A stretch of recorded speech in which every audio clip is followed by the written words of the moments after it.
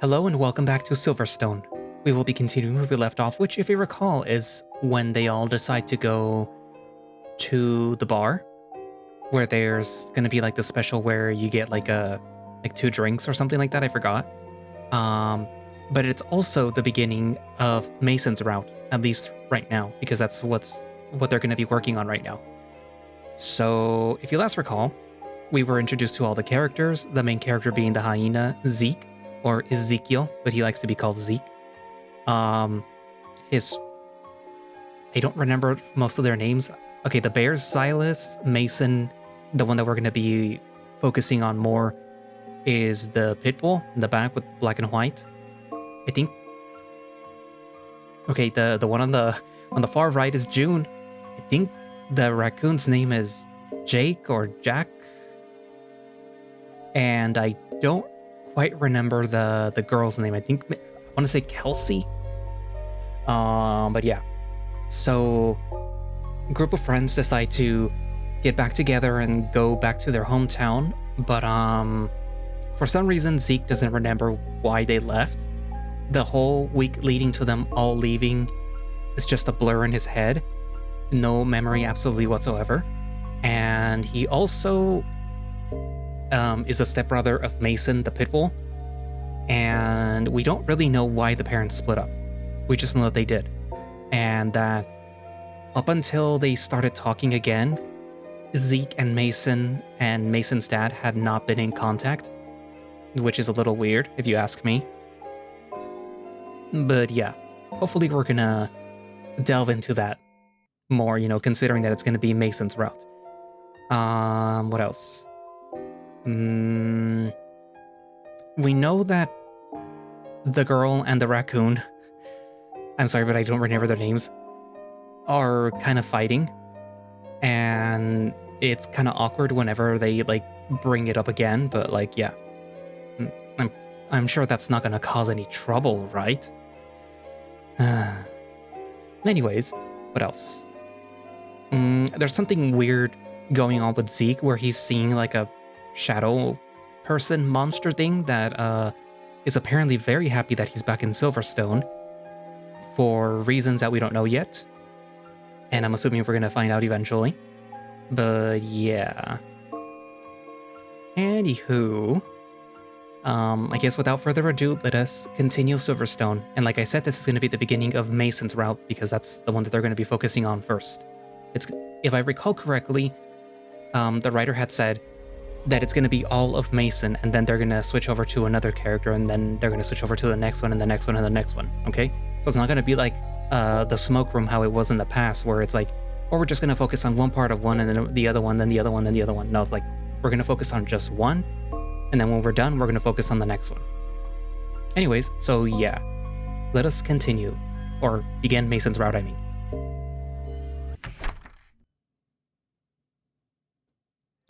We're immediately met by the eyes of Silverstone residents when the sunlight dims, some piercing through the dark parts of the establishment. For such an empty town, Sam's is packed full of people. Most of them look like they're in their 50s or 60s, probably too afraid to face change after the exodus. Despite the amount of people, the bar looks neglected. Some corners of the room are pitch black, the floor is sticky with fur pasted on it, and only one of the pinball machines is lit. Jack has already strolled over to the bar. The only other people sitting there are a walrus and a clearly drunk tiger, who both sneer at him. The raccoon doesn't seem to notice, though.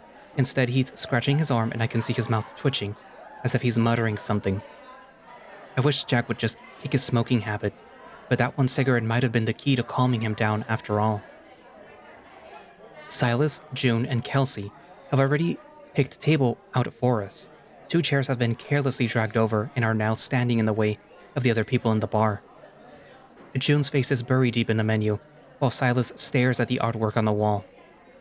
It depicts what looks to be pioneers settling down in Silverstone, although the surrounding wallpaper is becoming a bit worn.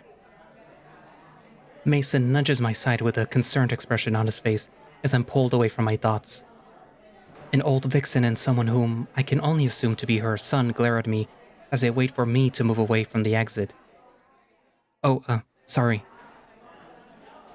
The woman lets out an exasperated scoff as I move, though her son seems more tired than anything. The brief burst of light blinds me as we're illuminated by pinks and blues once again. Let's, just order drinks and then check out the menu, okay? Yeah, sure. Seeing Mason so spent in the morning feels unnerving. I'm trying to find something to say that would cheer him up, but my mind comes up as dark as the corners of the building itself. He does give me a grin though, as if he knew what I was thinking about. The dog shoves his hands into his shorts before heading to the bar.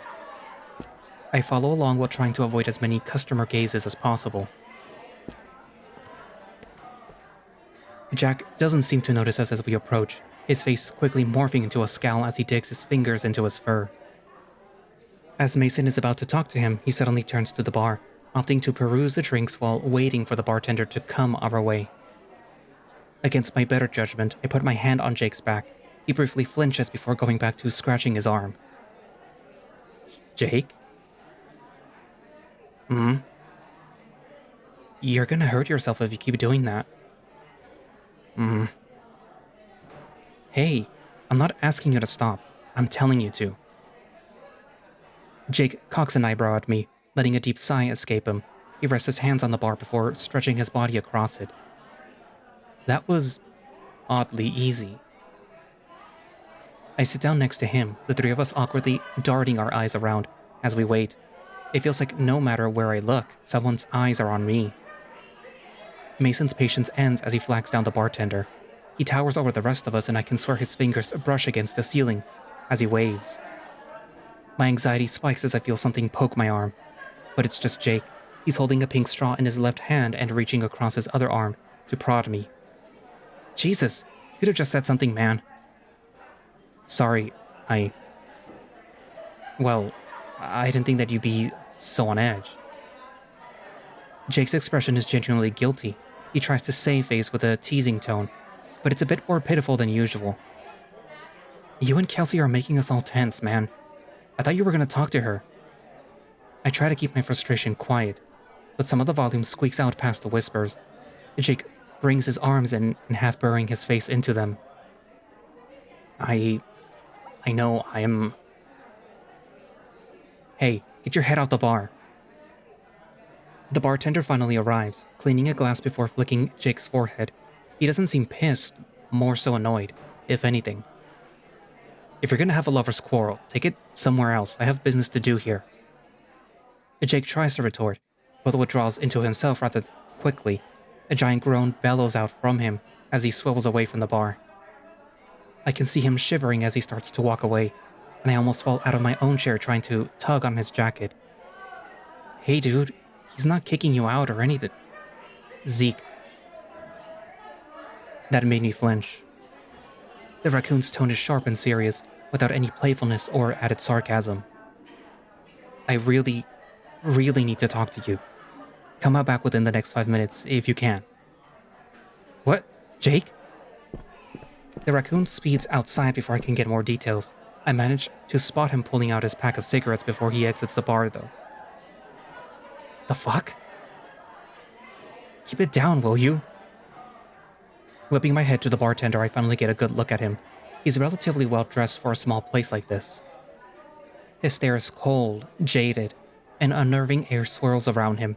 His towel, the one that he was using to clean the glasses, is now draped over his shoulder. Mason, in the meanwhile, is sipping on some coke, disengaged from the situation at hand. He seems to be more at ease. I can't say that I blame him, though. I'm fine if you say shit, fuck, or whatever. My other customers might not be, though. Your friend will be okay after a smoke or two. What a charming personality. Anyway, your other friend here said that you were planning on getting 3 pairs of silver bullets for your table back there. Mason looks away as he says that. He never did like people calling us friends instead of brothers. Yeah, we heard that there was a special or something. I assume you want to hear the urban legend behind it then? Mason's ears instantly perk up, making him turn back to the bartender. His tail wags ferociously and I have to move my leg away to not get hit. I want to hear it. Stories like that are fascinating to me.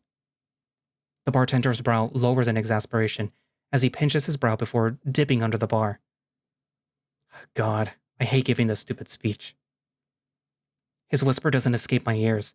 The man returns from the underworld with 6 cocktail glasses as well as 3 bottles.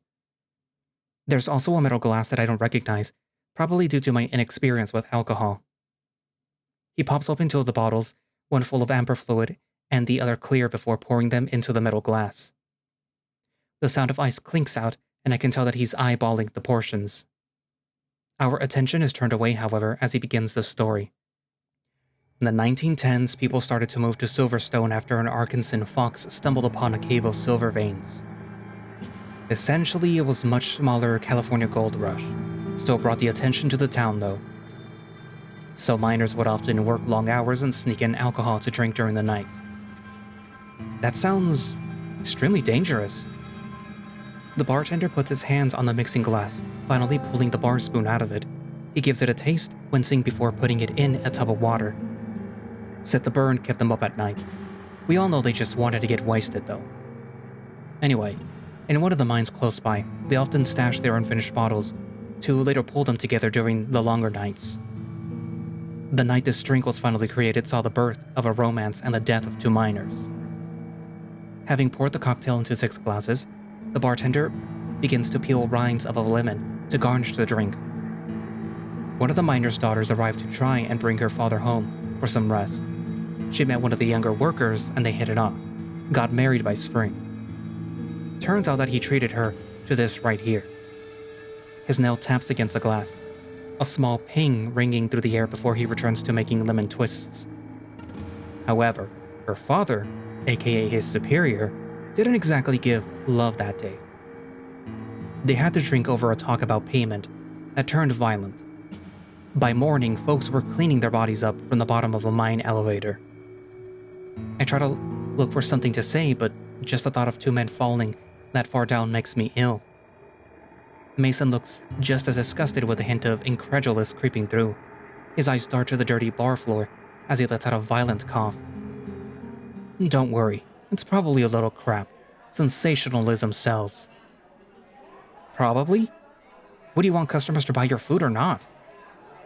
I'd rather be naked at home right now, but life kicks you in the balls. Mason swivels on his foot and walks over to the pinball machine. I can't blame him. This bartender hasn't exactly been the cheerful sort. But yeah, that's the silver bullet. A drink that bonds souls forever. It's kinda creepy that it actually works, though.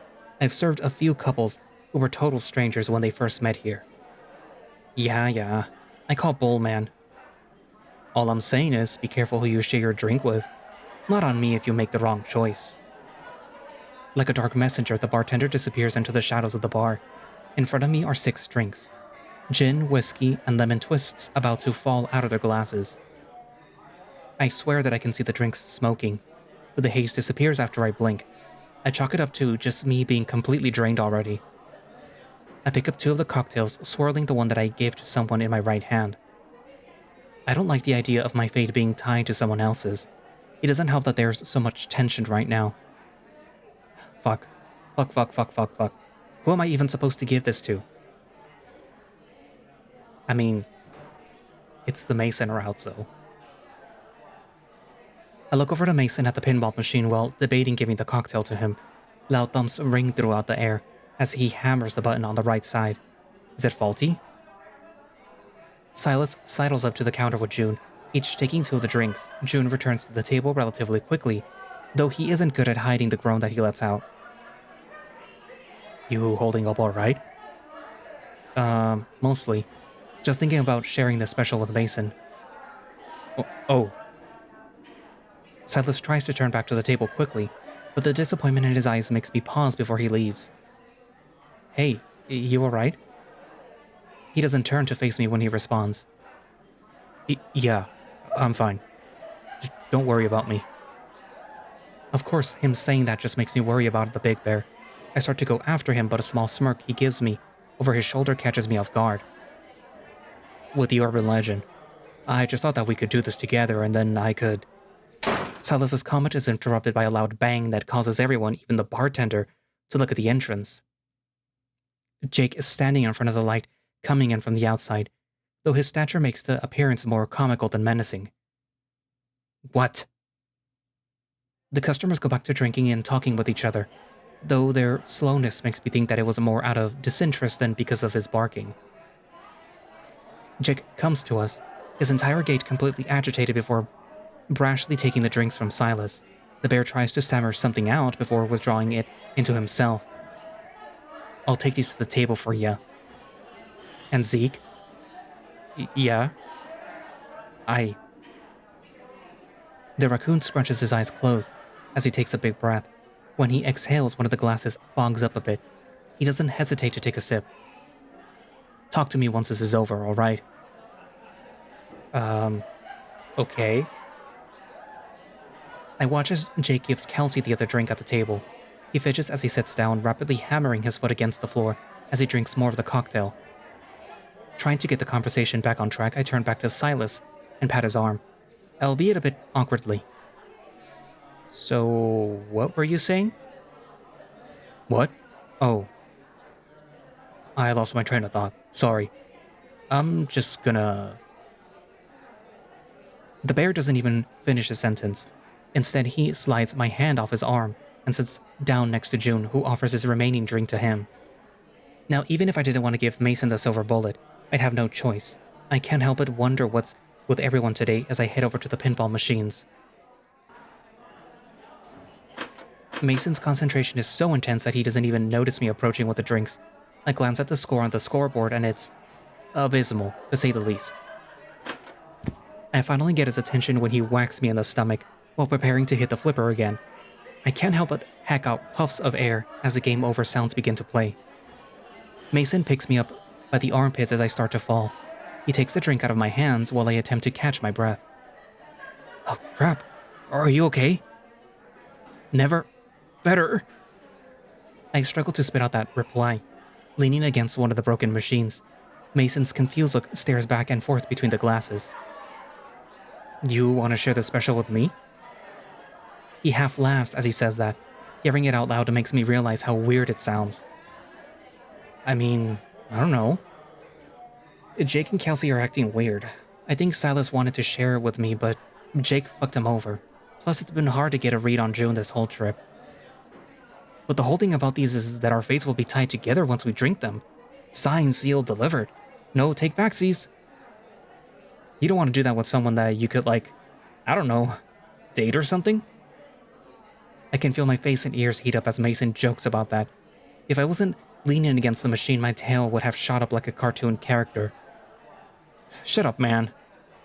Look, just think of it like, us celebrating seeing each other again. That story can't actually be real, right? All right. I'll drink already. Mason hands me one of the glasses and we clink them together. He pretty much downs it in one gulp, but I let out a nasty cough as the alcohol burns my insides. The dog rubs my back before returning to the pinball machine, sliding more quarters into the barely functioning contraption. He isn't as fierce as earlier, though, no longer hammering the side buttons. If anything, he looks distracted. "What's up?" "Oh, it's just... you look really tired is all." I feel really tired, that's for sure. I could only groan and fall back onto one of the machines, quickly earning the ear of a regular. I'm not, physically tired. Emotionally drained, maybe? I just wish the others would get over their bullshit already so that we could have a fun vacation. The chimes and bells of the machine fall silent before Mason pulls me up. He looks deadly serious, his smile completely wiped off his face. "Okay, I think we need to go back to the motel now." "What? No, Mason. That's not what I'm saying. Face it, Zeke. No one is having any fun right now. I don't need to look at the others to know that. I can practically feel it from over here." "So you wanna walk all the way to the motel when the day has just barely started?" "We can play cards or some other games. Better than being stuck in Drama Central." I'm almost taken aback by Mason's tone. It's more authoritative, bitter even. I guess he feels partly responsible since he was the one who proposed the idea of the trip in the first place. Still, though. "Did you bring any multiplayer games with you?" "Huh? What the fuck was that for?" We don't even need to turn to figure out what happened. Kelsey's voice is almost feral as she screams. It isn't even out of annoyance, but sheer, unbridled rage. I'm almost afraid to peer over Mason's shoulder to see what's going on, but staying out of this doesn't seem like an option. Kelsey's fangs are bared as she stares Jake down. His face is full of confusion, but equally charged with anger. I can see the left arm of his coat is wet, probably from the glass knocked over on the table. Silas and June look downright frightened. The bomb that's been building over the past few days seems to have finally become unstable, with the entire bar watching its explosion. Sorry I hit the glass that you placed right next to my arm, dipshit. Oh, it's my fault then? Yeah, because everything in your life is my fault, isn't it, Jake? What the? That's not remotely what I fucking said. Mason doesn't even hesitate. His presence already tells me that he is not going to let this happen. He storms over to the table and I briefly catch him, letting out a light growl. Both of you, shut it! What the hell is wrong with you two? Don't you remember what the bartender said, Jake? As I hurry over to the table, I notice the fire in Mason's eyes. Seeing him so enraged makes me stumble back. Then I notice what caused the argument. Kelsey's right shoulder and arm are soaked in the remains of her drink. She ferociously attempts to pat herself dry, but the smell of alcohol sticks to her like glue. Well? I just knocked over her drink. It was an accident. It obviously isn't about the stupid drink anymore, Jake. Stupid? Mason seemed pretty into the whole idea last night. Is this how he really feels? Of course it's not. Well then, what is it, Kelsey? Tell the whole fucking bar what you think. You say that word one more time and I swear to God. Oh, like you could hurt anyone, Mason. Okay, this is what I really think of you. Huh? The rest of us stare at Kelsey confused. She's snarling and chuckling to herself and I can practically hear the bomb dropping on our table. You're a selfish, inconsiderate, and downright creepy asshole. What the hell are you going on about? Hell, I could say the same thing about you. You haven't changed since we left this shithole of a town. Your parents were abusive assholes? Big fripping whoop. It doesn't mean that you get to be awful to everyone else. What did you just say? Jake looks like he's about to jump over the table and claw at Kelsey. I want to shut them up, but I can't help but feel like I need to hear the full story. Silas and Jones slide out of their seats and make a beeline for the exit. The bartender is staring straight at us, his gaze full of rage. I can see his knuckles turn white under his fur, and I gulp as I turn back to the others. Guys, we need a quiet. You are not the saint that you make yourself out to be either, Kelsey. Oh yeah? You're such a hypocrite, you know that? Yeah, my parents sucked. But your parents were strict as hell, and you use that as a shield for how you act. That's different. Is it, though? Is it? Guys, shut the hell up. Oh, I know. Let's have some fun, right here, right now. Why don't you tell Zeke why you want him by your side 24/7? You don't exactly have the best poker face, and whenever Zeke and I are around each other, you always look like you want to tear your guts out. First, why don't you tell Zeke about the messages that you sent me? Wait, messages? What are you talking about? Shut your trap, Kelsey. Jake tries to sound threatening, but his voice trembles as he tries to get Kelsey to stop. I love the man, but he really needs to learn when to shut the fuck up. What's the matter? Can't deal with the consequences of your actions? Can't deal with the fact that you would text me at 2 a.m. asking how he is? That you would die if I didn't pick you up from the airport? You're a fucking creep, Jake. You only wanted to go on this trip to get your dick wet. Listen, you bit.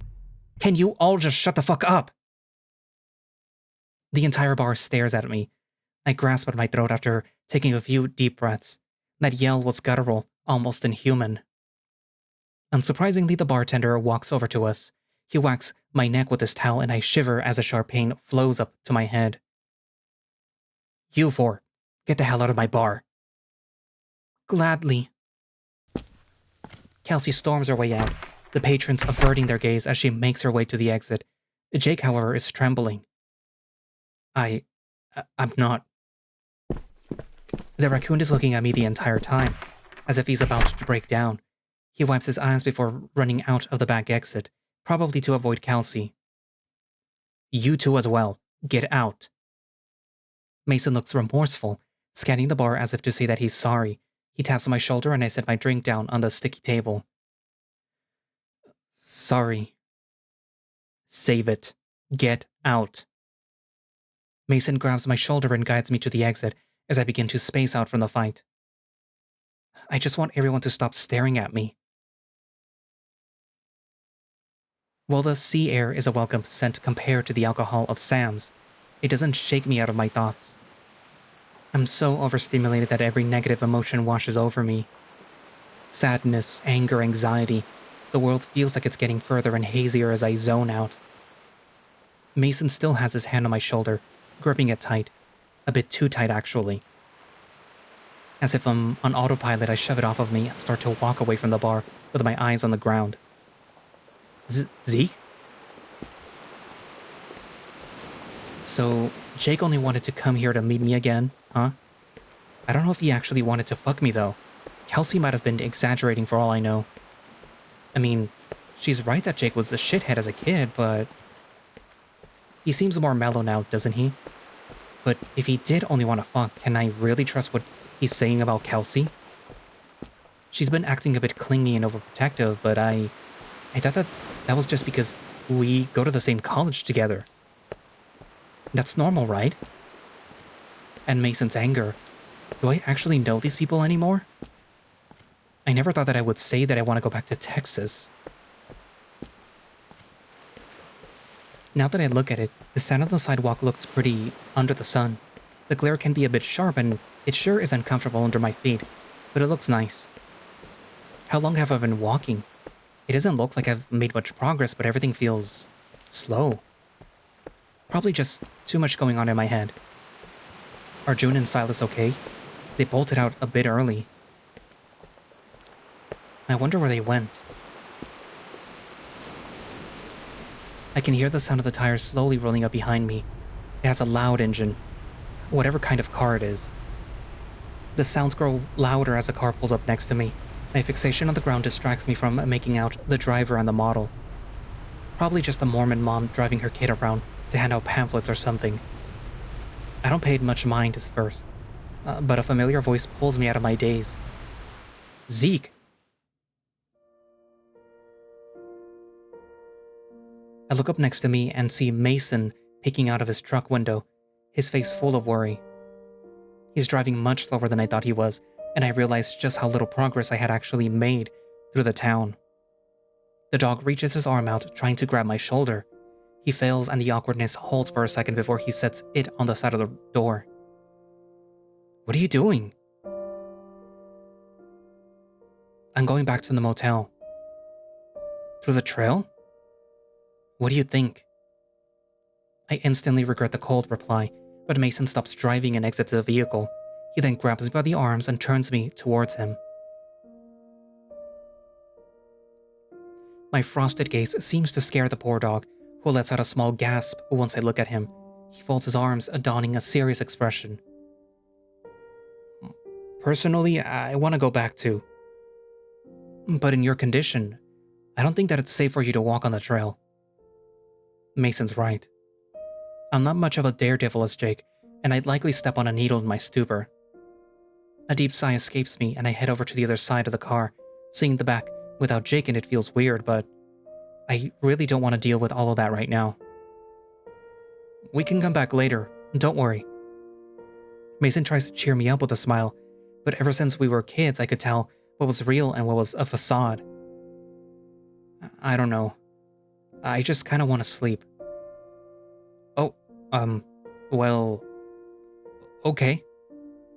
I open the door, but before I can get in, the big dog stops me again. Hey, Zeke. I'm really sorry about today. This isn't what I had planned. Why are you apologizing? It's not your fault that everything blew up like that.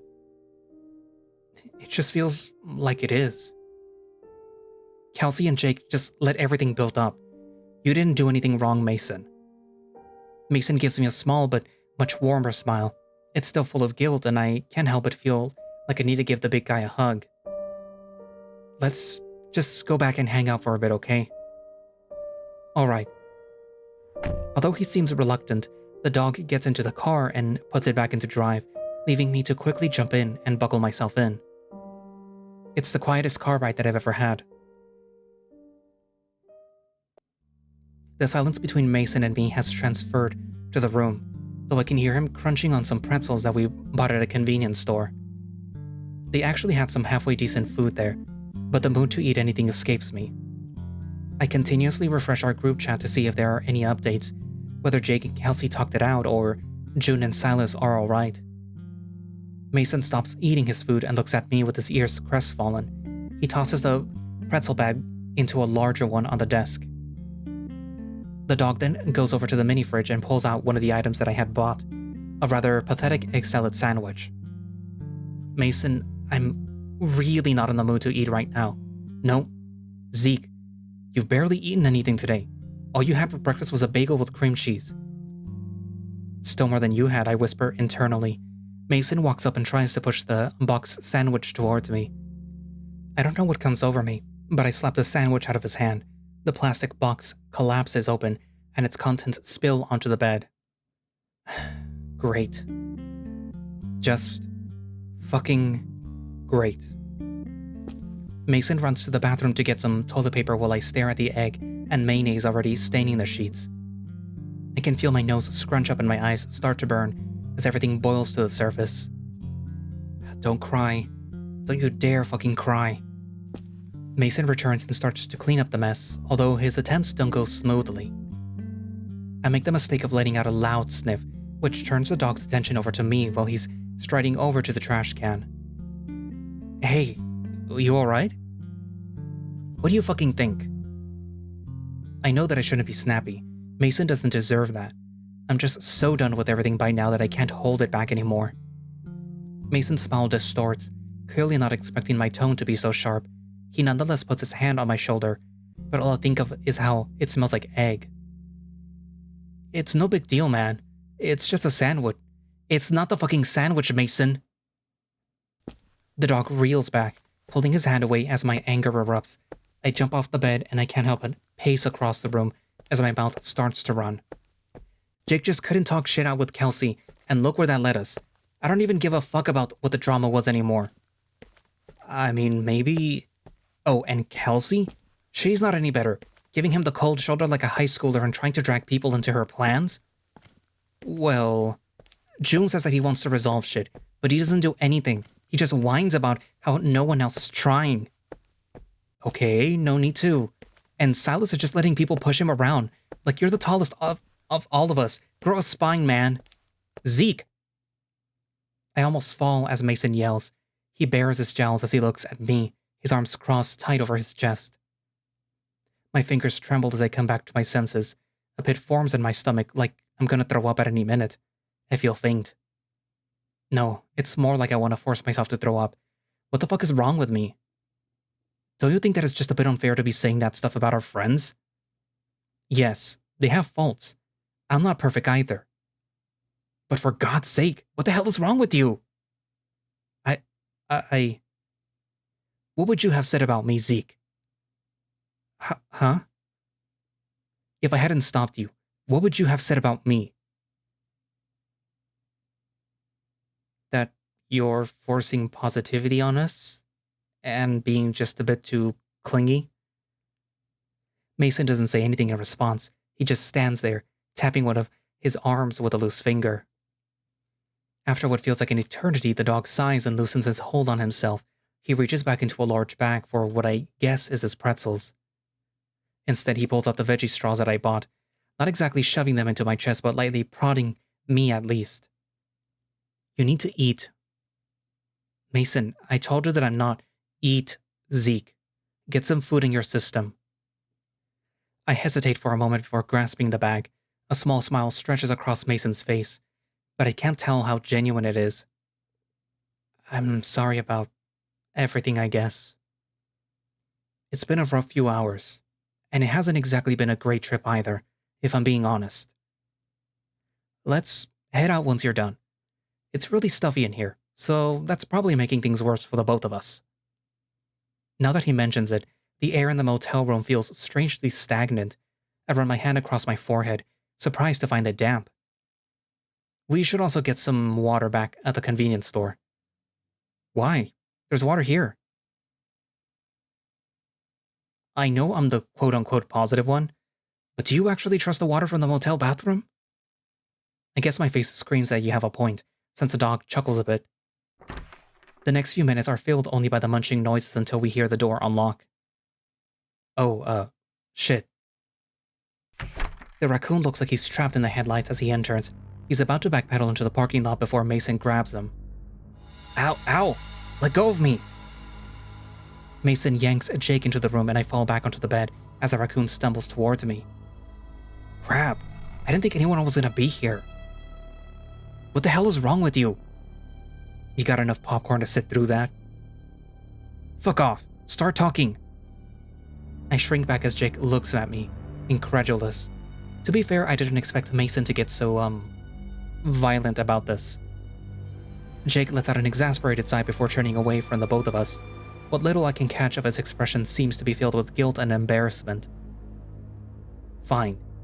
I'd been messaging Kelsey privately before our trip because I wanted some advice on how to... Jake's voice starts to get shaky as he trails off. I turn to Mason, who was expectantly waiting an answer. I guess it would be hypocritical of me to tell him to calm down. I wanted some relationship advice. I wanted to ask someone out, but I came off a bit strong. She got rightfully fed up with me and started ignoring my private messages. That's why I asked you to contact her first at the airport. This whole thing was over some stupid relationship drama? Mason's yell makes Jake whirl his head back to us. It's only now that I notice his eyes are puffy and red with streaks of fur darkening under them. Yeah, it was like she said. I couldn't keep it in my pants, and I ruined everything. Jake is a giant fuck-up. Happy now? Okay. I think this is getting out of hand. Mason, you were just telling me to calm down too. Mason's expression softens, albeit a bit slowly. Now he's the one dressed in guilt. No, I'm not. I'm sorry. That was out of line. You didn't ruin everything. All of us have been on edge lately. And Jake curls up a bit, clearly not believing Mason. Not that I can blame him. He was strong-armed into the room after all. We also need to hear Kelsey's side of things too. She's not blameless in all of this. I was gonna go look for her, but I wanted to rest first. I'm also drunk as shit. Oh god, please don't tell me that you purchased a whole six-pack after we got kicked out. Jake doesn't reply, opting to fall on the bed with a groan. I can't help but feel curious about who he wanted advice for, though. Didn't they just say that he wanted to ask Zeke out? If I use this argument in the bar to whittle down the options, then it has to be. Mason taps my shoulder. I can tell that he wants to use this opportunity to get us out of the room. I put my bag of chips away and slowly head out before Mason, who makes sure to turn the lights off as he closes the door. For once, I'm glad to be assaulted by the cold wind of Silverstone's beach. The crisp air is refreshing after being stuck inside that room. A sharp shiver goes up my spine, however, as more water splashes against my ankles and feet. Mason wanted to check out the tide pools at the right time, though it's getting a bit late for that. The dog is sitting in a rather awkward position as he attempts to take a picture of a crab scuttling across my arm. This creature is surprisingly cooperative. It didn't even pinch Mason when he picked it up to put it on my hand. Although I have to say that I'm getting less confident in my ability to balance it as it gets closer to my shoulder. Hey, how much longer until you get the shot? Oh, not too long. Don't worry. Okay, I'm just getting wet and I don't want to commit marine manslaughter. Mason lets out a goofy chuckle at that, even though I wasn't trying to make a joke. By this point, I'm more unnerved by the tapping noises reaching my ears than the crustacean potentially falling off my back. Tick, tack-a-tap, tick, Tap. I do my best not to shake, and a huge sense of relief washes over me as I hear the mechanical click ring out of Mason's phone. The dog pushes his ears away from his right eye as he examines the photo. I tense up again, hoping that he doesn't need another shot. His smile confirms that he doesn't though, and I slightly bend over. I also realize that I had subconsciously been holding in a breath this entire time. Mason gently takes a crab off of my arm, and I run out of the tide pools, my kicks sending water everywhere. Hey, watch the phone. Sorry. Thankfully, Mason's phone isn't a victim of Grand Theft Aqua, as it's still nice and dry by the time that I get a towel to dry myself. Mason flashes a huge grin as he comes over and sits next to me. He pulls up the photo for me to look at, holding back snickers as he does. It's taking Mason everything to not burst out laughing at the result of my life choices. I look like a goddamn robot who has never seen marine creatures before. Looking great. Hardy har har. Despite the sarcasm and awkward posing, I do love the picture. Regardless of how it was made, it doesn't look manufactured. The emotions that I give off overwhelm the fact that he carefully placed the crab on me for the shot. The imperfections from the sunlight also make it more real, I guess. As Mason puts the photo away, I notice the high amount of pictures in his gallery. I'm not a huge photo guy, but even I can tell that he has a lot. I point at the number, nearly tapping his phone as I do. His face gives off a playful irritation, as if he has had this conversation multiple times. The laugh he follows it up with confirms it. Why so many? Are there a lot of duplicates? Nah, The dog takes a pause, seemingly trying to find the right words. I guess it's a weird phobia of mine. Phobia? What do you mean? I guess after I learned what happened when you woke up after the Exodus, I developed a fear of losing my own memory. Taking pictures kinda eases my mind since then people would be able to show me stuff and I could remember it. I guess I never thought about it like that. An idea sparks in my brain as I put things together. There has to be photos of the Exodus, right? Mason probably doesn't have any, but Silence might. There's also the library. Though I am just a bit scared of how Mason would react if we found Kelsey there. Still, it's part of the reason that I even went on this damn trip. Mason, Hey, it's okay if I send it to Dad, right? Huh? Why wouldn't it be? I just figured that I should ask first. My irritation lingers as Mason smiles at me, but his request is at least sweet. It has been a very long time since Dad has seen me after all. Yeah, it's fine. Awesome. Now to find somewhere with signal. Maybe the library has a few bars? Ugh, I guess it would. Why? Do you want to see if they have something there? You could say that. I scratch the back of my head as I suggest that we go there. The grimace on Mason's face confirms my fears. A bit of anger seeps through his eyes as he folds his arms in. I don't particularly want to see Kelsey either, but it's going to be inevitable. Look, I'll take care of Kelsey if we see her. You can just head to the back and try to text Dad, alright? Fine. The dog's voice deepens as he responds. I delay picking up the towels from the log. I set them on, curious about his attitude. Mason? Yeah? I need you to be honest with me, so give it to me straight. Are you okay? I don't know what you mean by that. I grab Mason's arm, squeezing a bit tighter than I meant to. It actually seems to break him out of his little tantrum, his eyes widening as I glare at him. I know this fucking sucks, Mason. But I've never seen you so aggravated. Not even when we were kids. If you continue acting like this, nothing's gonna improve. It's just going to be another bomb waiting to be set off. For a moment, I believe my words are reaching Mason. His eyes fall to the sand below us as he jerks his arm away, continuing to pack. Then he laughs. He holds up his sides, wiping a tear away as he picks up the towels next to me. You really need to get better at acting tough, man. What? Asshole, I'm trying to... Mason interrupts me by ruffling the hair on my head. I smack his arm away, but he just continues smiling, a small giggle escaping from the trenches of his throat. Zeke, I'm fine. No need to worry about me, okay? Let's just get back to the car and head to the library, alright? I try to give him a rebuttal, but Mason is already hopping into the car by the time that I can think of something. The image of him giggling is stained into my brain. What a fake-ass smile. It doesn't take long to get to the car, but I'm already out of breath by the time that we make it. Navigating the rocky trail up from the tidal pools to the town is more work than I thought it would be. Mason opens the trunk, chucking the towels in before sitting on the edge of the vehicle.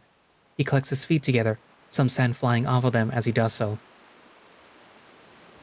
Despite most of the sand having already been brushed off of my feet from the towels, I sit next to him once he stops, getting the last few grains out of my fur. Unlike a Mason, I use a comb to sift the gunk out. It's not a graceful method, but it works. I just don't want to muddy up the library when we get there. Oh my goodness, could that be? My ears perk as I hear the elderly voice coming in our direction. I look up to see an old couple, a woman in a pink tee and overalls, with her husband donned with a checkered shirt and jeans. It takes me a moment to pin their identities, but once I do, the memories of them flood back. Holy smokes. I quickly self-censor as I approach. They're elderly and the people here are a bit old-fashioned, so I need to cool the profanity down for a bit. The woman, Pika, squeals as she runs over, handing the flowers as she was carrying over to her husband. Oh my goodness, is it really the Hames brothers? I lean back a bit as she approaches, her snout a bit too close for comfort. Yes, it's us. Hello. Oh, I'm so sorry. I don't know if you remember us. I'm Marina, and this is my husband Warren. We used to go to the church together. It's nice to see you again, Mr. and Mrs. Gibson. Oh, no need for that. We're all adults here. My, it's been, 10, 15 years, Warren? It's not hard to catch Warren's disinterest in the conversation. To be honest, if I were in his place, I don't think that I'd want to catch up with some kids that I haven't seen in over a decade either. So, how have you two been? It's been quite a while. I've been doing okay. I'm in university right now, but it's summer vacation. Kelsey ended up going to the same college I did, so she reconnected all of us and well, here we are. Aw, little Kelsey's here too.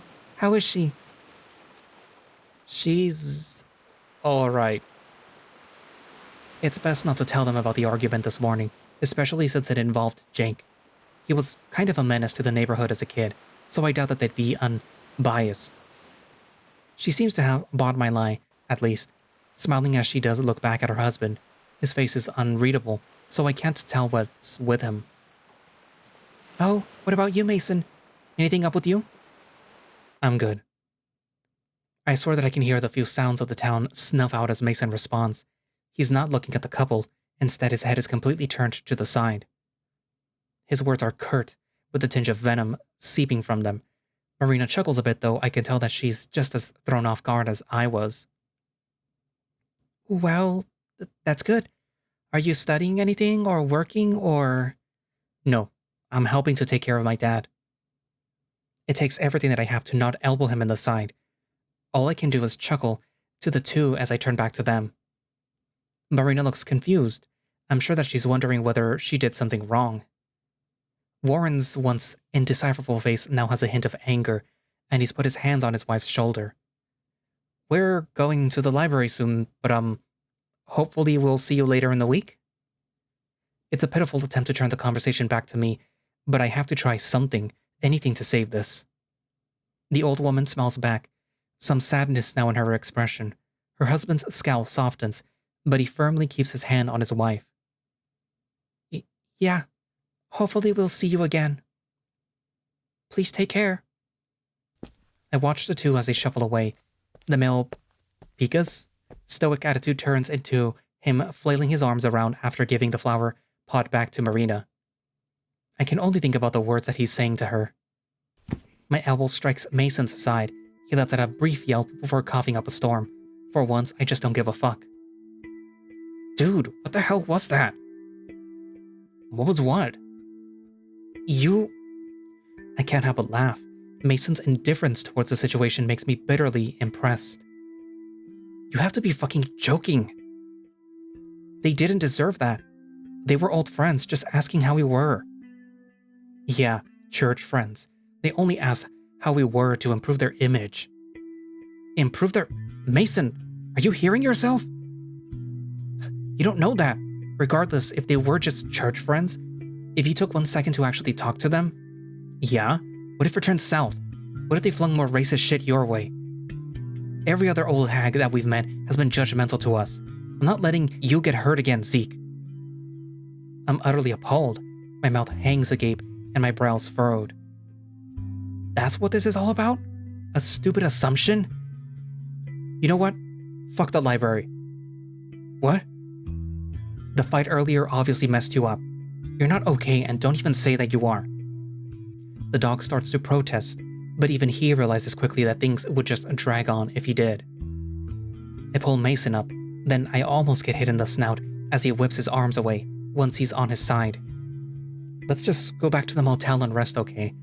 Let's call it a day. I'm sick and tired of this. Huh? Mason, come on. You're clearly not having fun and I can't babysit you. You're a grown adult. Then don't make my decisions for me. His reaction makes me hesitate to respond. Mason obviously needs to rest and for this day to just blow over, but to make his decision for him would be hypocritical. The others still treat me like I'm in middle school and forcing him to do what I want would be the equivalent of that. I feel like I'm about to regret this. Fine. Sorry. Just chill with the hostility. I'll try.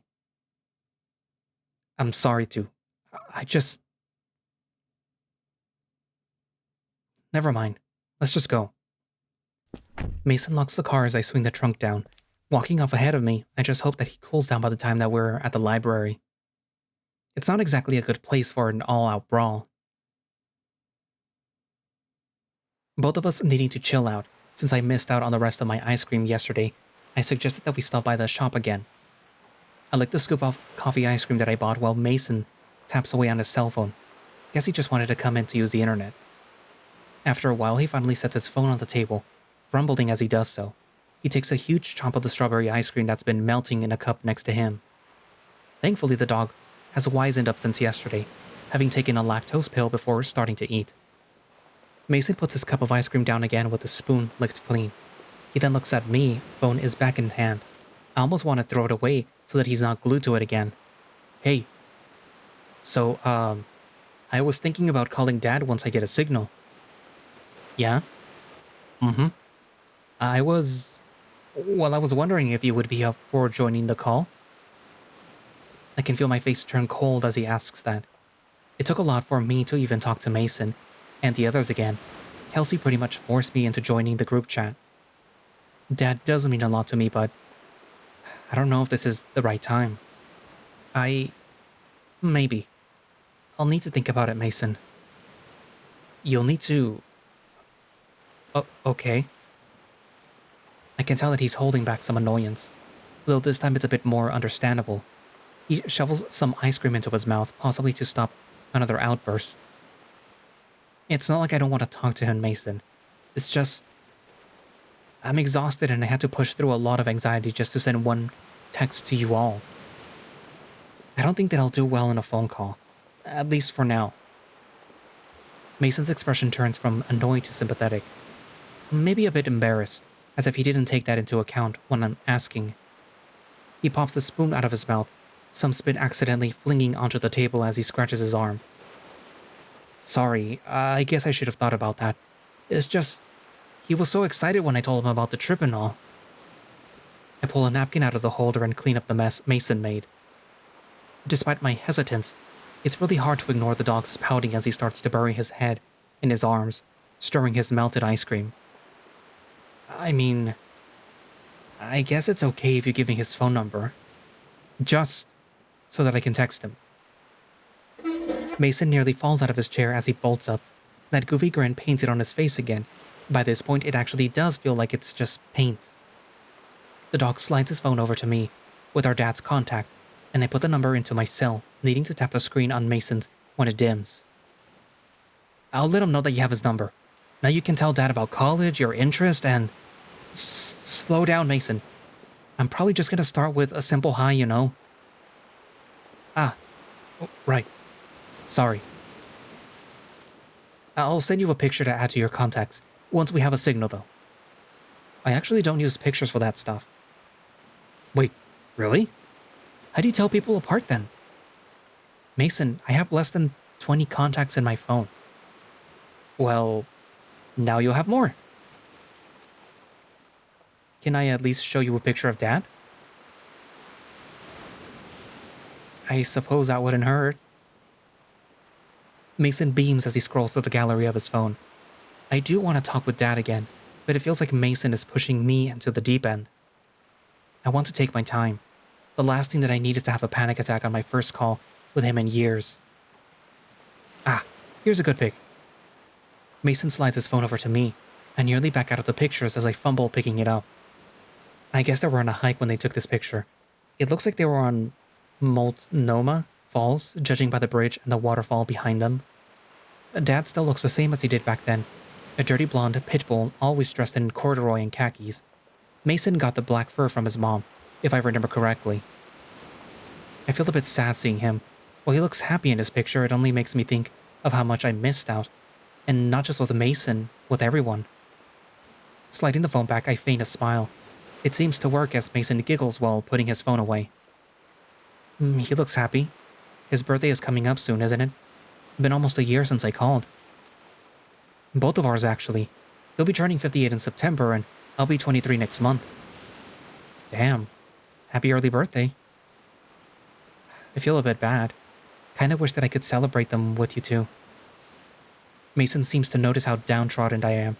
As he reaches over to pat my head, I'll have to find a mirror to fix my hair. Hey, just consider this my birthday party, okay?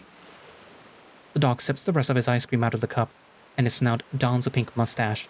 I guess I can appreciate his attempts to lift me up, even if it's unnecessary. Mason licks the milky slush off of his snout before looking at the time on his phone. The smile disappears instantly, and I can imagine him yanking the collar of his shirt.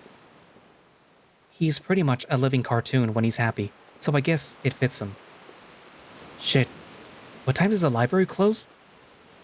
I know that it used to close at 6 p.m. when we live here. I can hear Mason's foot tap on the floor constantly. He puts his paw on his mouth, and I can see him biting his nails. Hey, I was the one that wanted to go in the first place. I thought that you wanted to look around town a bit more. I just want some signal. At least with the internet, I'll be able to send the pics to Dad. Okay, I'm eating. I stuff the rest of the ice cream down my throat, trying to hide the major brain freeze that I get. Mason holds the door open and we're off to the library once again. Our walk to the library is silent, minus Mason whirling all around trying to get a signal. Other than that, only the winds of the town fill the void until we step inside. When we enter the building, the librarian's eyes dart from her book to us. The sound of pages turning is ironically louder than the awkward trek over here. Excuse me? Where could I find some info about the town's history? Like old pictures and documents? I'm trying to keep my voice as quiet as possible, though I doubt that the two people sitting at the tables mind. The librarian pushes herself out of her seat, the wood creaking as she does so. She reaches up to the shelf behind her, grabbing a set of keys from a cardboard box on the top. It's in the back. Be careful with everything, okay? I nod and make my way to the shelves as Mason pulls his phone out at the desk. He leans over and asks something. Judging by the volume of his voice, he doesn't seem to care about the people reading here. Hey, can you tell me the password for the internet? At least say please, Mason. The shelves are a bit too close together. I never thought that I would have to turn sideways to squeeze through some of the bookshelves. This place must be hell for heavier people. At least I chose an interesting section to go through. There's a lot of books about photography and older technology. I might have to grab one of them on my way out. Zeke. I nearly jump out of my pants as Silas approaches from the side, breaking me out of my daze. Surprisingly, he is able to get through the narrow passages with little trouble. Although June seems to be having a bit more trouble behind him, I just let out a breathy and somewhat nervous laugh as I regain my composure. Hey guys. What are you doing here? We've been here for a few hours actually.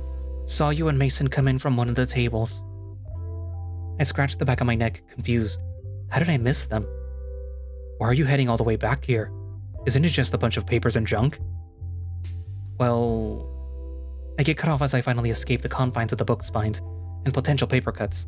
My exit is less than graceful, falling on a cart full of books. Thankfully, it's against the wall. Kelsey had mentioned the library was still here, so I was curious if it had anything that could bring back my memories. Okay. Silas and June followed behind me, shoving themselves out of the aisles of books as I unlock the door to the back room. I can hear coins shuffling in June's pocket as a lock clicks. As much as I'd rather drop the subject altogether, it's weird that I haven't seen Kelsey in here yet. Maybe that's the reason for their anxiety? Actually, have you guys seen Kelsey at all? Mason and I haven't seen her since the fight this morning. She was here earlier, but we didn't talk to her. I mean, we said hi to her. That doesn't count. We greeted her, she ignored us, and then she stuck her head in some books for a couple of hours. Why do you ask? I don't think that I want to talk with her after the way that she acted the past few days. I can tell Silas is upset, but at most he looks like a grumpy cartoon. June, however, looks a bit more pissed off. Well, I just figured that she would be able to help me with this stuff, and I wanted to know if she's okay. I can hear the scraping from the coins again. June tries to steal his expression, but I catch a bit of apprehensiveness. Maybe it's not Kelsey that's causing the anxiety? Well, either way, you two just missed her. She left like 10 minutes ago. A loud shush echoes from the other side of the library. I didn't think that we were being that loud, but you can never underestimate the lack of patience these geezers have. I quickly swing open the door to the back room, the squeak earning us another shush as we pile in. Slowly I close it, trying not to draw another ear from the people reading their ooh-so-fine literature. The walls of the back room are decorated with pictures of the town from before the first exodus.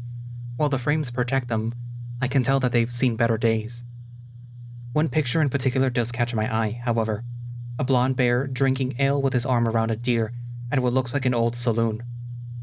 Maybe that's what Sam's was in the past? What I noticed, though, is that the bear is looking past the camera, not at the deer, almost as if he's admiring whoever took the picture. I try to find a signature to see if the picture is credited, but nothing springs up. Zeke? I stumble as I whirl back around to face Silas and June. The bear catches my shoulders with one hand, steadying my balance. You alright? We were asking about Mason. Oh, sorry. I was just interested in this picture. What about Mason? He seemed angry, to put it lightly, back at the bar. We're just curious if he's okay. A small scoff escapes me, thinking about the dog's behavior from earlier. I walk over to one of the drawers, pulling out a binder labeled 2000s from one of them. I don't know, man. I've just never seen him so on edge before. It seems like he'll snap at anyone he can. Oh, come on. You two had to have a few fights when you were kids, right? Not really. At worst, he'd just pout to get his way. It doesn't make sense. I flip through the pages of the photographs stored in the binder, occasionally stopping when I think that I see something worthwhile. Some photos do have me in them, but it's usually just me and one of the others running by as a picture is about to be taken. I flick my finger through the tabs on the side and then I take a sharp pause. Why is there no section labeled 2002? A prolonged creak interrupts my thoughts as a door to the back room opens. They really should oil the doors more around here. Mason is holding his phone up to the ceiling, presumably to get better internet. The password here is dumb, guys. Free library Wi-Fi 123 is not secure at all. The three of us look at each other now that our conversation topic has waltzed in. I opt to return to my investigation, tossing the binder back in the drawer and pulling out another. This one seems to be made of old newspapers, though some are only partial archives. Shockingly, 2002 exists in this one, but it skips right from June to August. Motherfucker. Can't find what you need? No, and it's pissing me off. Maybe this is a sign, Zeke. Sometimes things don't, Mason. I'm not really happy being left in the dark about this stuff, so this stupid wild goose chase is all that I can do about it. Zeke, did you never think to check the internet? I'm so fucking stupid. The years of control from my mom had completely blocked that possibility out of my mind. A frustrated groan escapes me. All this worrying and the solution was in my face the entire time. There was probably still not going to be a lot of pictures, given the lack of archives, but... well, this was a waste of time. I doubt that they would let me look it up here, though, so I'll have to wait until... A loud notification rings from Mason's cell phone, causing the three of us to jump. Despite being in an enclosed room in the back, I can still feel the librarian's eyes piercing into my skull. The echoing off the walls doesn't help matters either. Sorry, Dad just texted back. Jesus Christ, at least turn that down. You're nearly giving me a heart attack. Mason's face falls as his celebration is cut short. His phone makes a small buzz as he sets it to vibrate before sliding it back into his pocket. The air is getting heavy again. It's probably best to abort this mission and go somewhere else at this point. I sloppily close the binder of newspapers, but feel a hand rest upon my shoulder as I put it back in its drawer. Silas is scratching the bridge of his nose, his head half turned away from me. I can see his ears turning red, and I can't help but chuckle. So, you remember yesterday? How you said that we could talk? Oh, yeah, sorry. It completely slipped my mind. It's been a day. Don't worry about it. But, could we talk privately now? Away from Mason and June? I glance over at the duo, who seem to be a bit preoccupied with their own conversation. It's hard to make out what they're saying, but by June's expression, it can't be anything good. That's probably for the best anyway. The bear smiles, carefully opening the door as we sneak past the others. I look back as I exit. It looked as if Mason's eyes shot towards us as we left. I look up at Silas as he nervously scratches his chest. Although it's uncomfortable, the shelf that we've been sitting behind has mostly kept us out of sight from the others. The carpet that the library chose is coarse and old. I'd give anything to be on one of those plastic chairs on the tables instead. It feels like we're just sitting on concrete. My ears flick in attention as the bear lets out a shaky breath, turning to me as he pulls his hands out of his tank top. So, you know how I was a bit awkward this morning, when you said that you wanted to do the special with Mason? Oh God, yeah, I remember that now. Did that hurt your feelings? The bear grumbles, as if he doesn't know the answer to that himself. I don't know if I'd say hurt. More like I just wanted to tell you something and thought that was a good chance to... Silas's ears are tomato red now. I swear that I can see some pink through his fur, but he covers his face quickly in embarrassment. Sorry, I've just never done this before. No worries, take your time.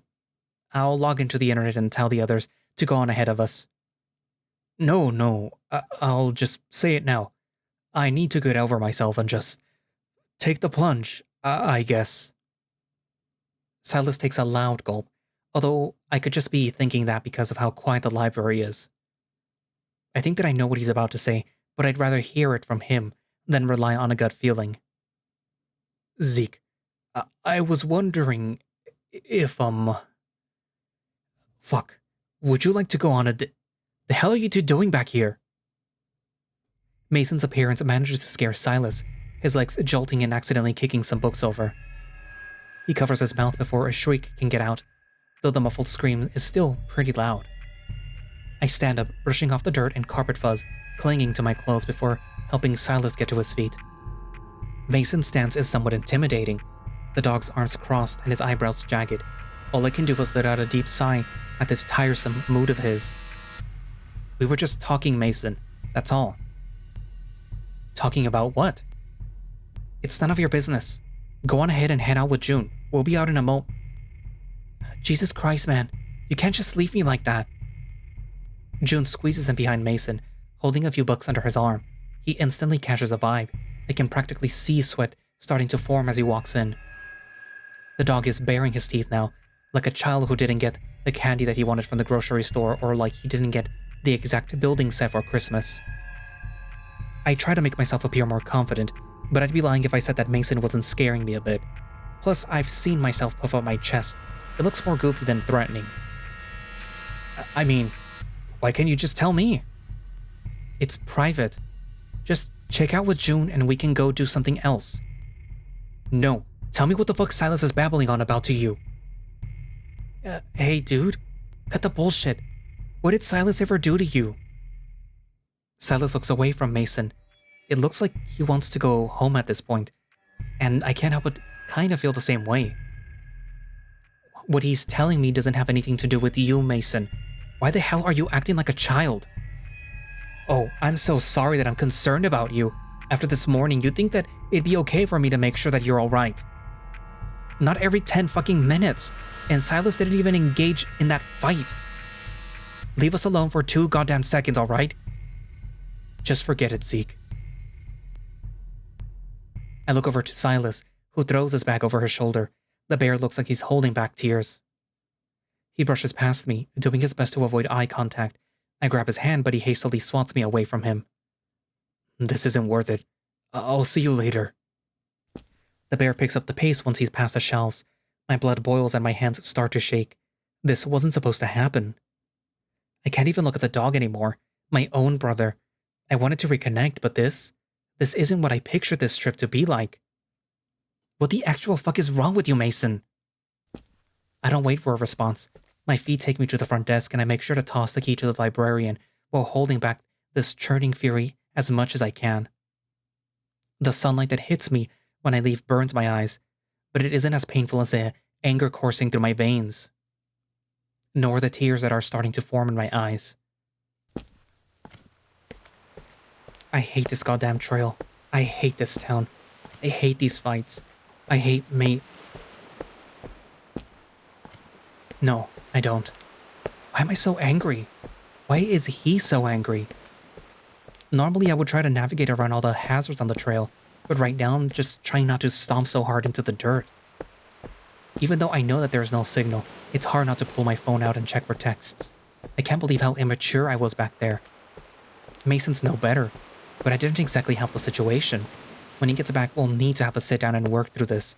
I didn't expect a Mason to be so immature. I'm starting to regret not hopping into the truck though. I forgot how long this trail is, or how long it feels at least.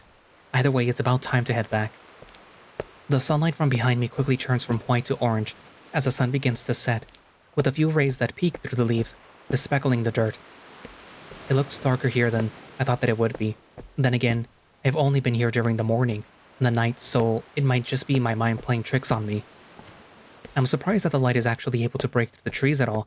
The forest is pretty dense. You could probably even hide a body in the grass and get away with it. I feel a bit sick even having that thought though. I just need to get to the motel and lie the fuck down. Hey. I stop dead in my tracks as I hear the yell. He's not shouting at me, is he?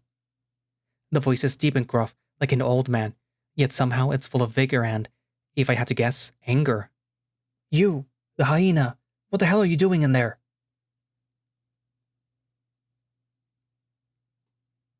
I turn to face the stranger yelling at me.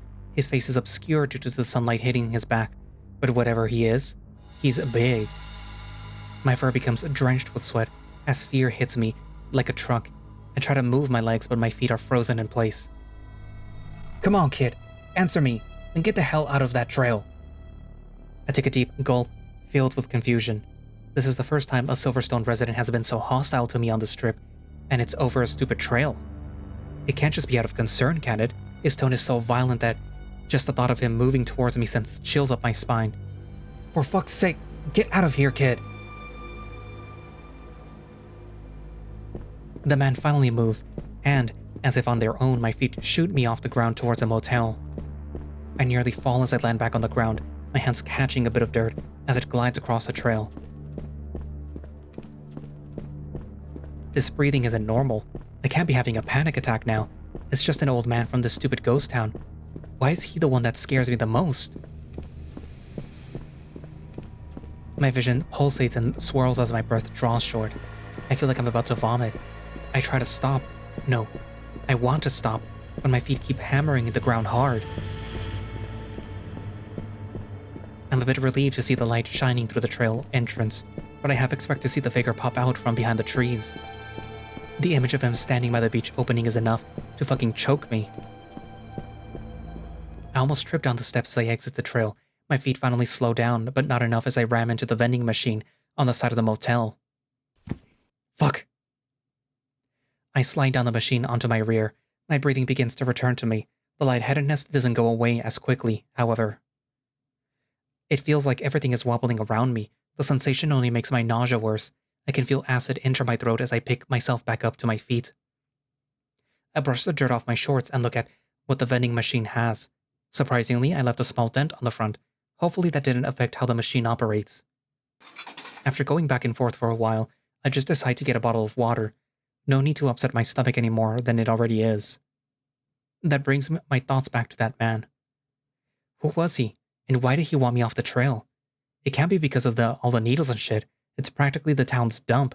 They don't care about that. I take a brief look at my feet, rubbing some pads to make sure that I didn't step on anything. There are a couple of rough patches, but I'm pretty sure that's more from the nonstop running. The water bottle finally falls to the bottom of the machine. I'm surprised at how clean it looks and at how cold it is. I guess the vending machine is the true moneymaker here. Oh, you. I jump as I hear the voice, the acid in my stomach swirling as I freeze. The manager looks at me from head to toe, eyebrow raised. The need to vomit comes back as I get a better look at the rat. I had been a fair bit away from him when we checked in, but now his slimy eyes and yellow teeth are on full display. I heard a noise back here. You weren't doing anything funny, are ya? If by funny you mean having a panic attack, then yes. I tripped down the steps and hit the vending machine, that's all. Oh, Fort, be more careful. I can't afford to fix this machine again. Geez, sorry. I kinda want to beat the shit out of the machine now, out of spite. It'd probably be a stupid idea though, considering I'm the only one here right now. Now that I think about it, it's kind of unusual that I made it back here before the others. Both of the cars are gone, and if I had to guess, Jake probably left the room sometime earlier. I wonder how long I had been running. Oh, by the way. My attention returns to the rat as he rather forcefully prods my shoulder. I jerk away, clutching onto my water. I must have given him a look as he shoots a glare my way before lighting up a cigarette. Of course he blows the smoke right into my face after taking a big puff. The internet is going to be down until sometime tomorrow. I'm going to have my kid look at it in the afternoon. Are you serious? I didn't mean to blurt that out, but after the day that I've had, I'll give myself a pass. I did plan to go on my laptop when I got here after all. I think you can survive without your precious internet for 12 hours. I'm more screwed than you are right now, kid. Whatever. I take a huge gulp of water. My throat feels dry as hell by now. When you're done being a child, could you please pass that on to your friends? Yeah. Thankfully, the rat gets the hint and finally leaves me alone. I walk over to the motel room, fishing my phone out of my pocket. At this point, I'm genuinely curious how long I was running for. 6:39. That seems concerning. No person should be able to run for 20 minutes like that. Things are just getting to my head, aren't they? I probably just misread my phone earlier or something. That or the library clock was off. I don't want to think about that right now. I stuff my phone back into my pocket, swapping it for the room key. Maybe now I can finally get some peace and quiet. The warm air in the motel room quickly calms me down. The tension in my shoulders disappears as I sigh, throwing my shirt off onto the bed. Jake doesn't seem to be here though. I do see his shirt on the floor. Maybe he went swimming again and I missed him? Either way, I'm kind of glad to be alone for now. I look into the bag from earlier for my chips and grab the television remote. It's a small little box looking almost like it's from the 90s, but it'll do for now. Leaning against the back of the bed, I squish my elbows into the pillow while I pick out some more vegetable straws. It takes a moment to find something good to watch, but even then, the signal occasionally goes on the fritz. My mind can't stop wandering to my phone, though. Even though the internet is off, all I can think about is the others texting me. I can't get Silas's face out of my head, the dejection and hurt that he showed when he left. I just hope that he's okay. Whenever Mason comes to mind, I tense up again. My shoulders raise and my hands begin to shake. Brother or not, that wasn't okay. Maybe June was right. People do change. I just didn't want to believe it, I guess. Though this still doesn't feel like Mason. The Mason that I remember didn't get mad at people based on hunches, and he certainly wasn't this overprotective. I try to turn my focus back to the show. Unfortunately, the jokes in this episode are kind of bad. Did they get new writers or something? This episode is so boring that I can feel my eyelids start to close. I desperately fight against it. I can't fuck up my sleep schedule any more than it already is. Fuck. Come on, I can't. I can't. Defeated, the bag of vegetable straws slides off of my stomach as my arms fall to my sides. The signal on the television goes bad again. All I can hear is a white noise it creates as it lulls me into sleep.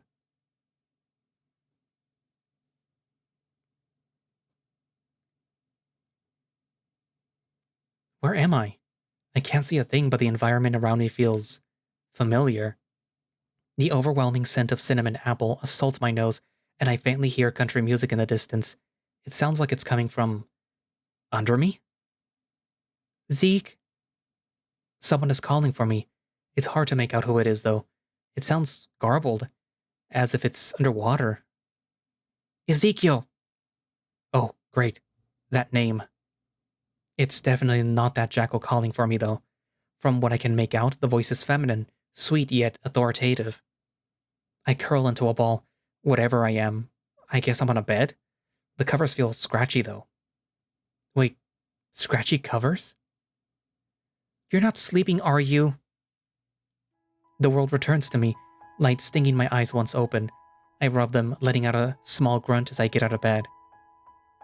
I sound higher pitched than usual, and I also had to drop down from the bed. Everything feels weird too. It's like I'm in my body, but I'm not controlling it. What the hell is happening? As my vision starts to clear up, I recognize where I am. This is my old room from when I lived in Silverstone. There's even that shitty TV and gaming console on the floor. I was definitely right about the scent coming from below me. Mom always liked to light seasonal candles no matter the weather. They used to give me intense headaches too. There you are. Why aren't you answering me? My head whips around towards the door. Mom is wearing a fancy green dress and hoop earrings. She's putting on her emerald necklace as she walks in, stepping around the death trap my childhood self had set up on the floor. And you're not even changed yet. Zeke, come on. Wait, am I viewing this through the eyes of my younger self? I remember this day.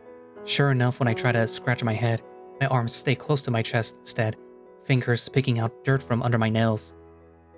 My younger self grumbles, turning away from Mom as she picks the toys up from the floor and puts them in the chest by the bedroom door. You didn't clean your room either? This is important for me, Zeke, and for you too. I don't want to meet them. I want Dad. Mom lets out an exasperated sigh as she tosses the final hazard into the toy box. I understand my younger self's feelings, but this wasn't my finest moment. Granted, I should at least give myself a pass. I was a kid back then. He's not coming back, hon. You'll see him again someday, though, if you're a good boy. And one way of being a good boy is by behaving tonight and putting on the clothes that I laid out for you. Can you do that for me? I guess. Mom gives me one of her few smiles before patting my back and kissing my cheek. My younger self, of course, recoils before wiping the spit off as soon as she pulls away. They'll be here soon, so wash up fast, okay? Okay. As soon as Mom exits the room, younger me closes the door and immediately throws a fit. He thrashes about, eventually kicking the toy chest. Unfortunately, I still feel the pain as it shoots up my leg. That's kind of fucked up, especially for a dream. Ow, ow, ow, ow. It probably wasn't smart of me to not tell Mom about that injury. Still, gotta give props to myself for managing to keep quiet after kicking a solid wood. I hate this. I don't need a new dad. Why is she trying to replace him? I can only mentally shake my head as I listen to him. I'm definitely starting to miss my regular body right now. Little Zeke tears himself out of his shirt and shorts, throwing on the usual clothes that my mom would put me in for church. A plaid button-up and tan dress shorts. She spared me that uncomfortable green striped tie that day. They're going to be here soon, Zeke. Can you come help me set the table? Fine. Seeing the hallways of the house is bittersweet. The old, disgusting floral wallpaper makes me feel nostalgic, even if the pattern was well on its way out of style. However, after being trapped in a house with a mom for most of my life, I'm not exactly thrilled about being thrust into this on my vacation. That said, this trip has felt a bit like work. Way too much work. As my past self steps into the kitchen, I notice my mom pulling a turkey out of the oven. I still remember the taste of this day. She used way too much rosemary on it. It was pretty dry. Just take the plates at the table, and I'll handle the silverware. I peer into the plates. Mom manages to, in her words, salvage them when the exit has happened. They've chipped and cracked over the years, so it's surreal to see the full design painted on them. In contrast, the glasses are rather cheap plastic, like something that you would find at a pizza place. If they weren't clear, I would have guessed that she stole them from one. She probably just got them from a thrift shop. Little me struggles to take the plates to the table. I remember them being heavier than I expected. I just had to carry just 2 at a time instead of 1. I reached to get the glasses when... They're here already? Zeke, honey, I'll set up the glasses later. Can you go get the door? Be sure to smile and be on your best behavior. I almost get sick from the unexpected eye roll. Past me plods along to the front door, turning his head so Mom doesn't see his expression. I'm stuck once again, now in front of the door, picking out dirt from under my claws. I'm glad that I actually learned how to clean my hands in the future. I can unfortunately feel a bit of what my past self is feeling. Fear, anxiety, and sadness overwhelming him as he lets out some shaky breaths. Hello? It's nice to meet you, Mr. Hames. No, that's not good enough. I remember what I was doing. I felt like I wasn't going to make a good first impression and was trying to come up with something quick so I wouldn't disappoint Mom. The doorbell chimes again, startling poor mini-me as he quickly grabs the doorknob, trying to fling the thing open. Too bad that he forgot to unlock it first. Ow! After fixing that mistake, he finally opens the door. His hand begins to tremble as a giant dog comes into view. Dad?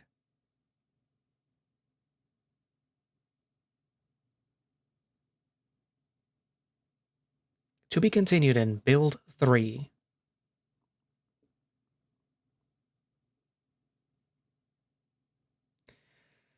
So, we have finally begun the first route, which is Masons, of course. And if we didn't already see some cracks and things in everyone at the beginning of the story, you can sort of see them now. Also, I find it kind of funny that at the very least, it's confirmed that 2 people kind of wanted to date Zeke, even though they haven't seen him like in I don't know how long. And I mean, obviously it's Silas, who literally was just seconds away from being able to ask out Zeke. Hey, look, there's me. But also Jake, who wanted advice to be able to ask out Zeke. Hey, look, there's the Bajaker. But yeah, I mean, I'm assuming that's what Jake wanted to do. That's why he was so scared and panicky at the bar. And I kind of already saw this. But yeah, so it's like I'm assuming that they all like Zeke, and I'm not gonna really question whether or not Mason likes Zeke that way, because it would be a little weird. But also, like, it wouldn't technically be out of the realm of possibility because they're not related anymore. But because he is acting a little weird, Mason. The fact that he got so possessive and pushy when Silas and Zeke sort of went off on their own to talk. And there's also the whole thing going on with Kelsey and Jake, where it's like, why don't you just let Jake, put his foot in his mouth and, ask out Zeke. If it works out, it works out. If it doesn't, it doesn't. It kind of seems like she also kind of wants Zeke. I think June is the only one that's kind of like, I don't want to be here right now. I feel so uncomfortable around all of you.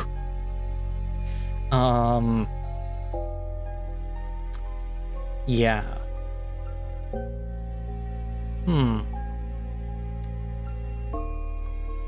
Like even...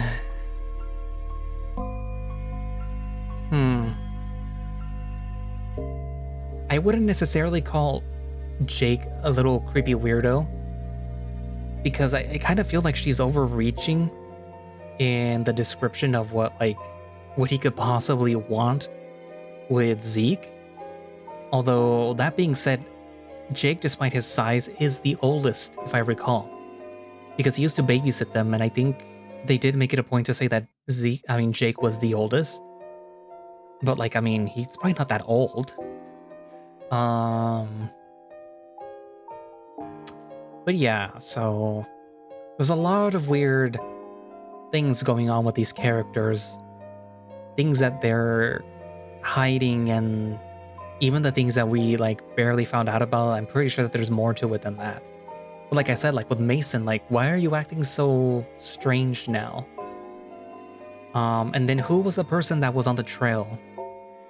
Was it one of the residents, or was it something supernatural that's going on? Because we do still get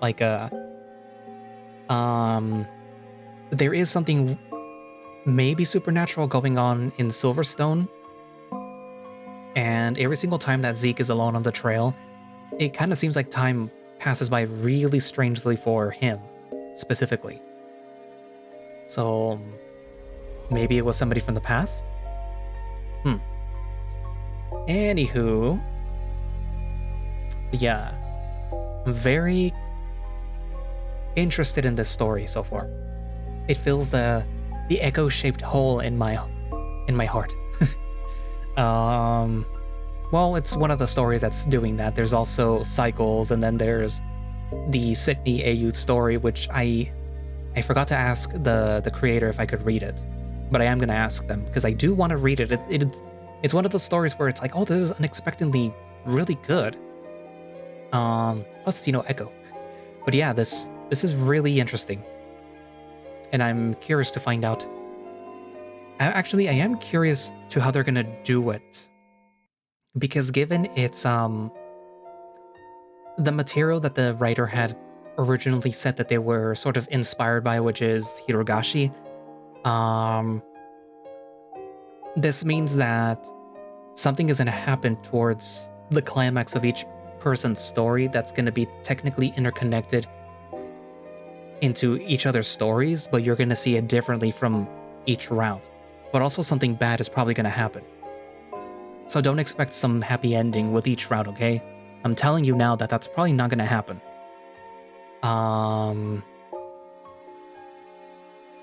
But yeah, so. Now, what are your thoughts? Write it down in the comments, and thank you all for watching / listening. If you would like to play Silverstone yourself or stay up to date with it, you can head down into the link in the description, which should have a direct link for the itch.io page where you can download the game and play it yourself. If you'd like to support the project, they do have a Patreon, which I just saw scrolling by, I think, which presumably gets you early access to builds of Silverstone, or whatever it is that they offer. And yeah, so, support the project if you would like to, like the Bajaker. But yeah, so do that. Also, if you would like to support the channel, you could become a channel member and get earlier access to these videos as they're being scheduled. I'm not sure when this one will come out. I'm recording it on the 22nd of June. I do know that another visual novel is about to update tomorrow, and I'm gonna record that one, edit that one first, and then upload that one first, and then this one. I know that's kind of weird, but like I'm pretty sure that you guys are gonna want to see that one first.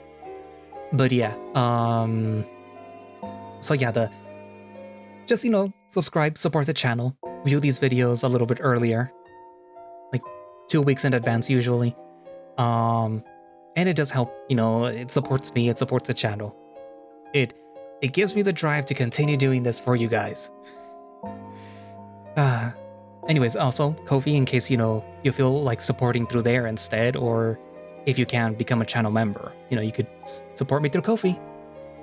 As little as $1, doesn't matter. But yeah. Also Throne, in case you're feeling super generous, but it's not necessary. But yeah, anyways, so I guess that's it for now, and I will see you guys in the next video. Bye-bye.